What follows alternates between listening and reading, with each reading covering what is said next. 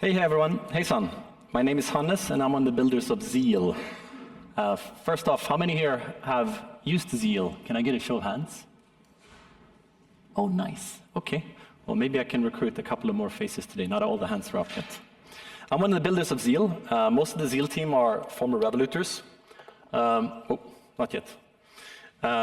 We spent years reinventing the front end of banking, helping shift the industry from high street offices to mobile app.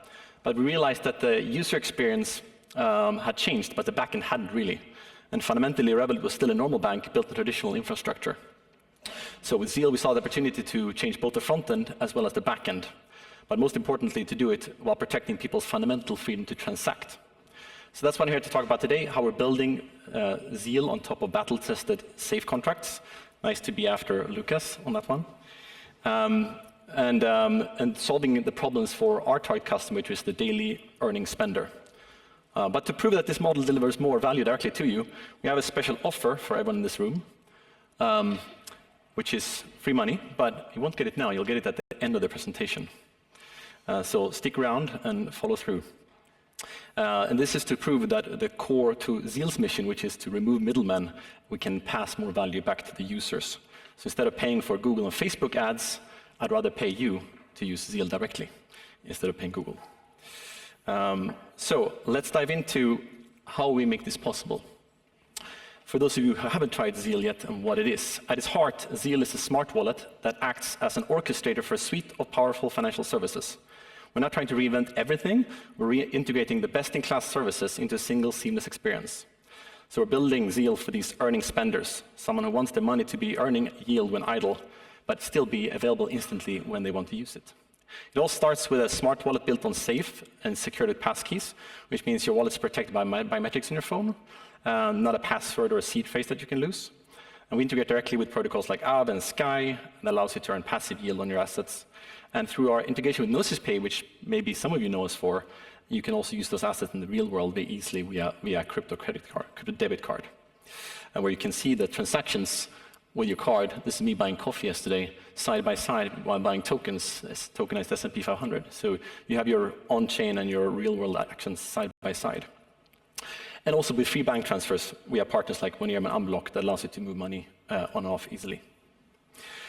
So by orchestrating these services, we create a simple and powerful experience. But this obviously raises a key question: how do we ensure that it's all secure? And we decided to not roll our own, but to build on top of safe smart contract. So we're building on top of the standard vanilla safe 1.4.1 contracts, the same battle-tested contracts that have been securing billions of dollars in assets for years.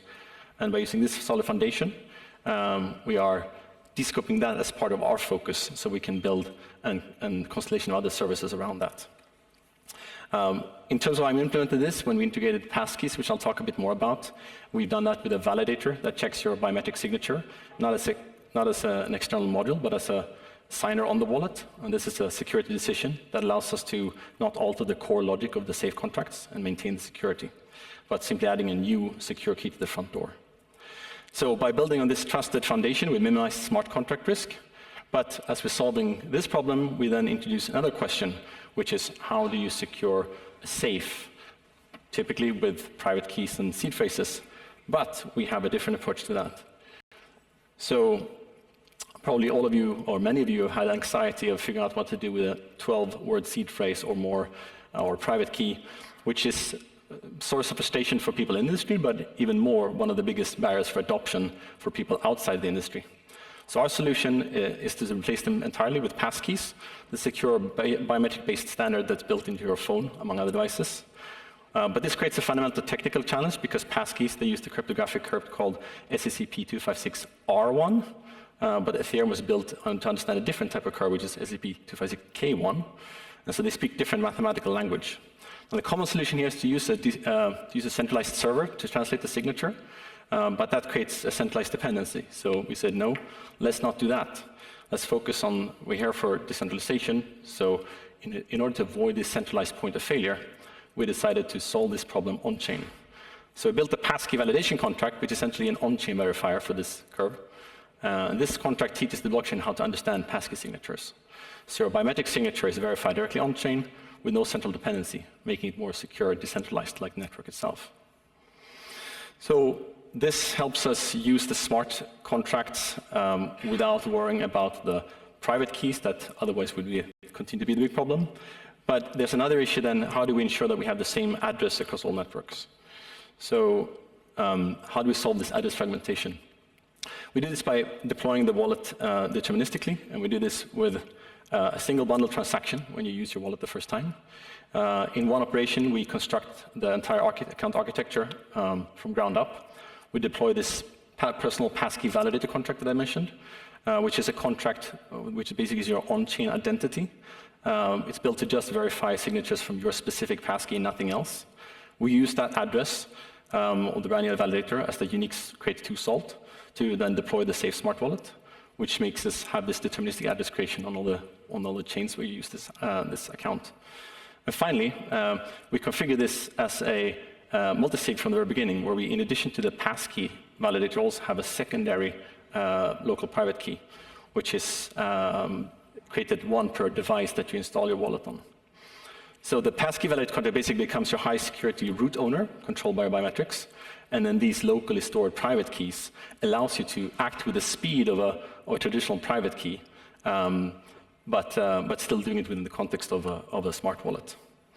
Passkey signatures are generally more expensive to validate on-chain, so that's why having a local private key as part of the multi-sig setup allows you to operate it faster and cheaper. So this kind of architecture of both gives us the best of both worlds. So then you might ask, okay, if Zeal disappears tomorrow, what happens to my assets? Well,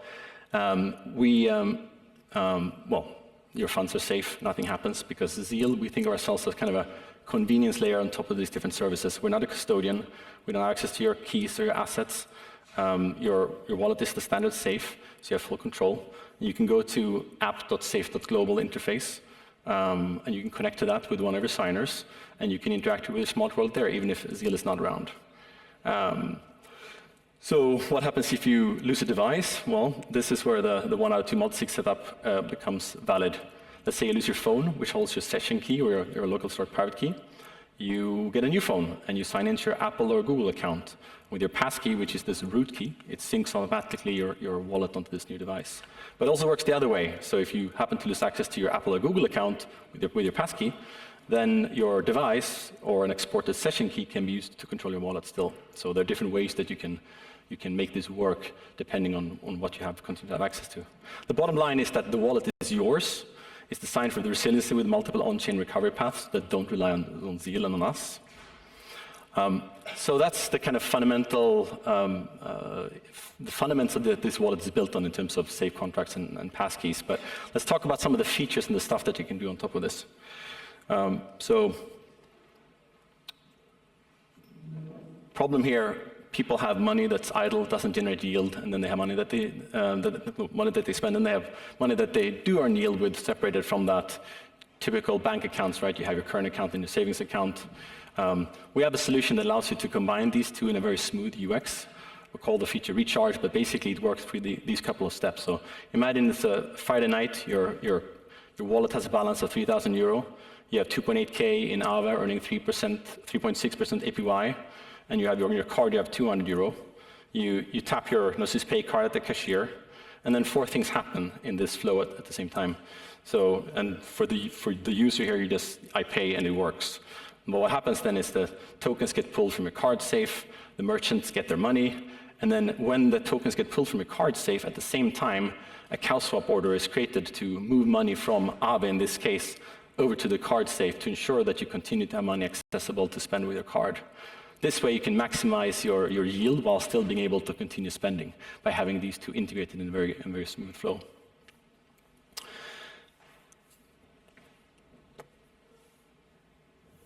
So another problem that we keep running into, like a lot of different chains, different assets and different chains. If you ask a Revolut user, is your account on Amazon AWS, or Google Cloud Platform, or Microsoft Azure, they'll just look at you with a weird face, right? They don't know, and they shouldn't have to care.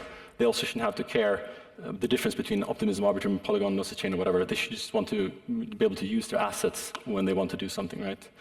So our solution is to move away from telling the system how to do something and instead looking for the intents, right?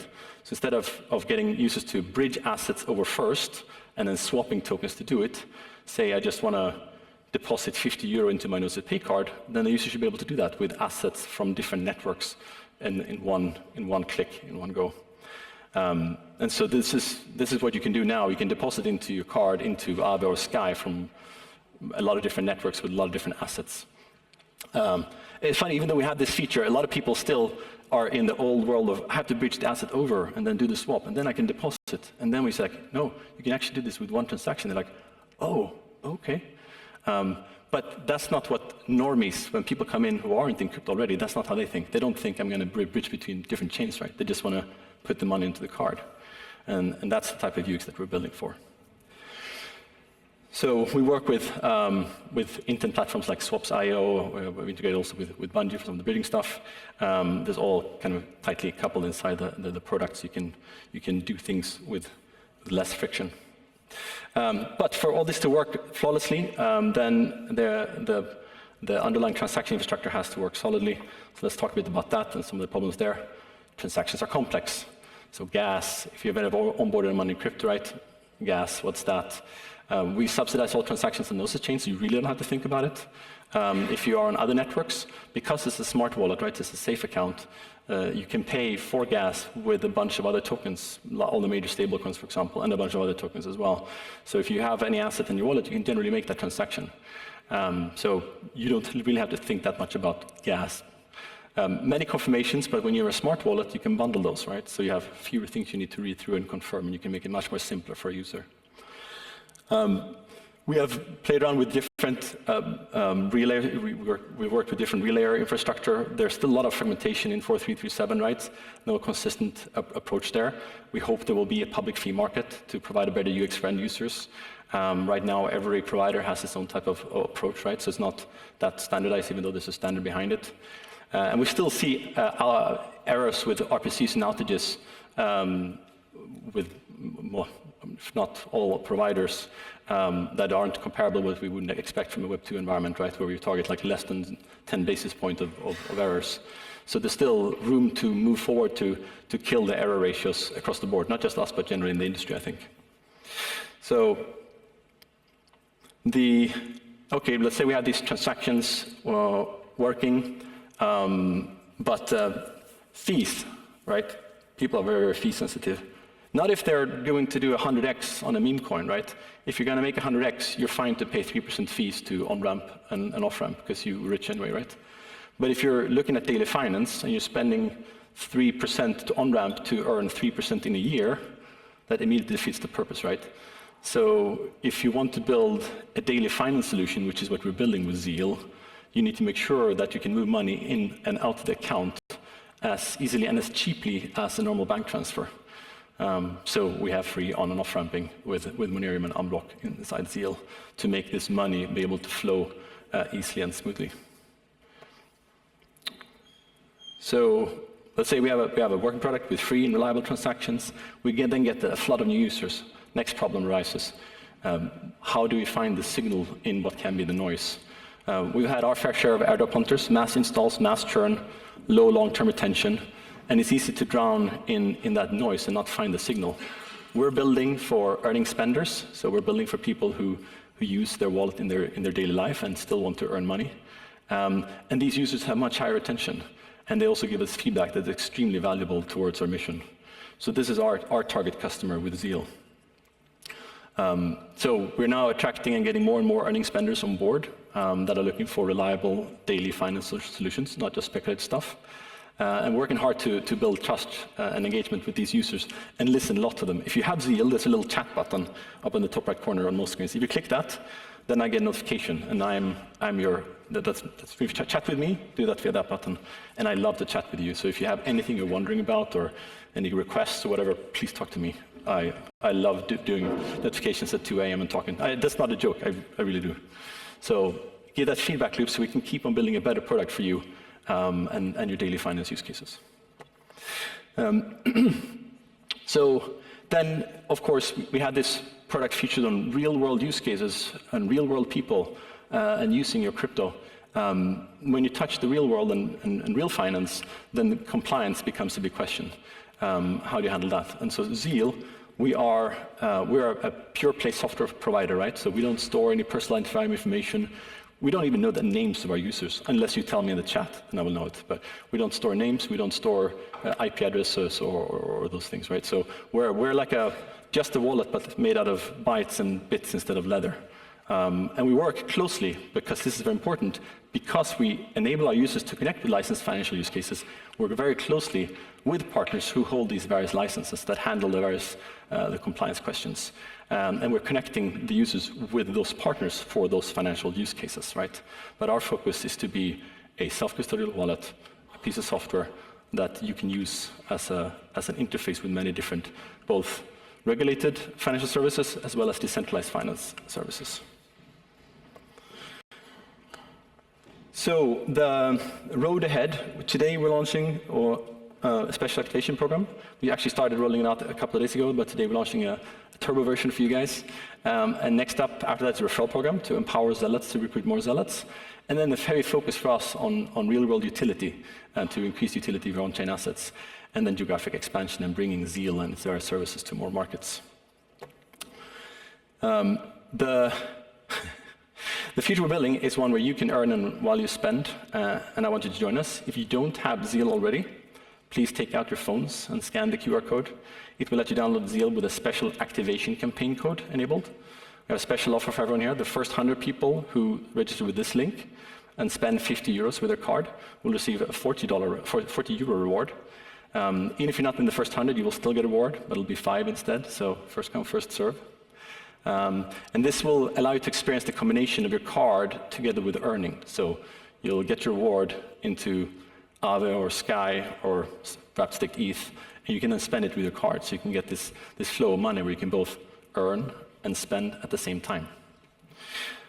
Thank you for your time and attention. We're super excited to break down the barriers between the on-chain and off-chain world, make this thing just be finance world where things work. Welcome to Zeal.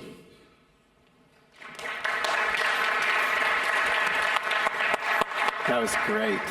So we've also got time for one question this time.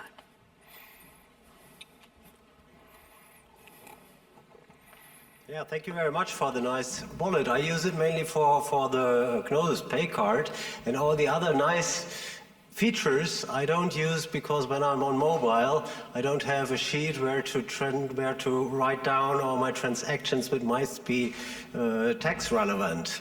And that's just convenience for me that I do just other transactions only on a PC and not on the mobile wallet, although I would like to do, but not if there's no documentation, which I might keep on with this information. And also I would like to know, is it possible to use a private RPC with the wallet? Can you change that in the app?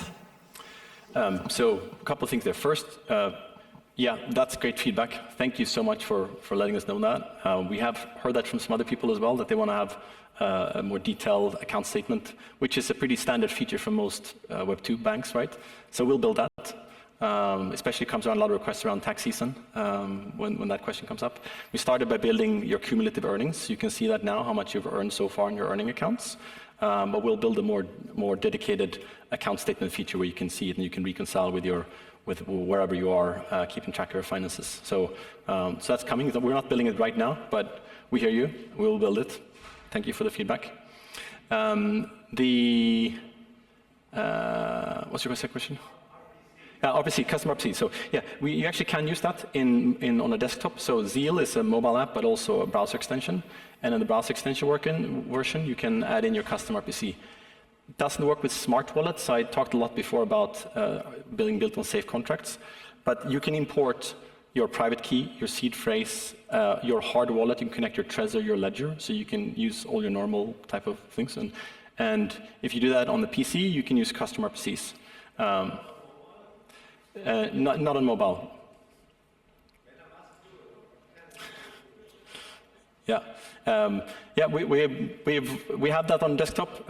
If it's a demand for it, yeah, we'll build it.